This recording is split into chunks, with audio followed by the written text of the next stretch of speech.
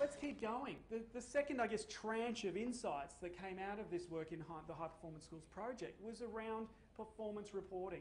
And you can see here three things: monitoring lead indicators, having team-specific data walls, and using effective meeting protocols. What are we talking about here? With protocols, obviously we're talking about agendas, about moderators, red and yellow cards, time management, documenting things in a certain way.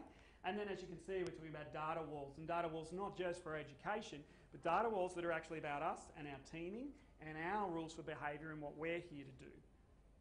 And that's the low-hanging fruit for education, of course. Data walls are very normal. You guys own that space. But many schools we work with don't actually apply it onto their own teaming behaviour. They simply use them for other purposes for which they should be used. But let's bring it back up and use it for ourselves with our workforce.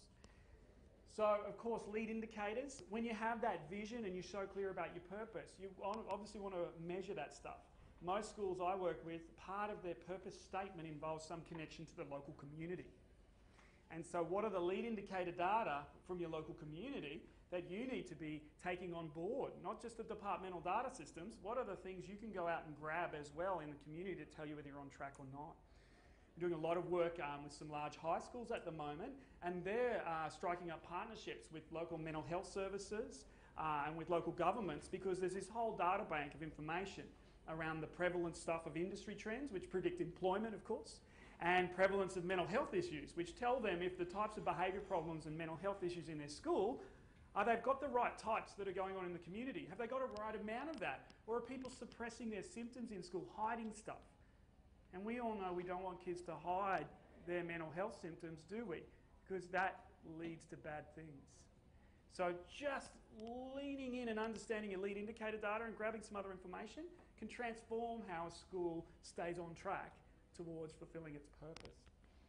Team-specific data walls, look, it's pretty obvious. Once you understand your ground rules, your road rules, you just put them up somewhere. When you meet together, you reference them. Once your AIP's chunked out into the relevant year levels or faculties, again, you put it up somewhere and you stay accountable to it. Once your teaching cycle, your inquiry cycle, whatever those documents are, you put them up on a data wall and you stay accountable. So simple. And then finally, meeting protocols. You have a lot of meetings in schools, is that fair? Yeah, and the three big ones are the staff meetings, the year level meetings, the leadership team meetings, and we're big fans of it, but it's, you know, we're angels fear to tread. How do we make those P&C meetings as disciplined and well organised as some of those other ones? Again, we put a lot of effort into a couple of key explicit road rules in those meetings, and if you take the time to just get those couple of things working right, live notes, structured agendas, the use of a chair, the use of a moderator, if you just work hard on that stuff, you get all the benefits that go on and on and on thereafter. Some homework here for you. Have a look in your booklets to unpack any of that stuff. And again, rate where you're at. Where do you see you're at with this?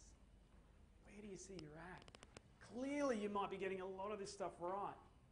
Hopefully, too, we're triggering some opportunities for improvement too. Some conversations with some other community providers who had a bit of information that relates to you fulfilling your purpose. So exciting when you can make those connections.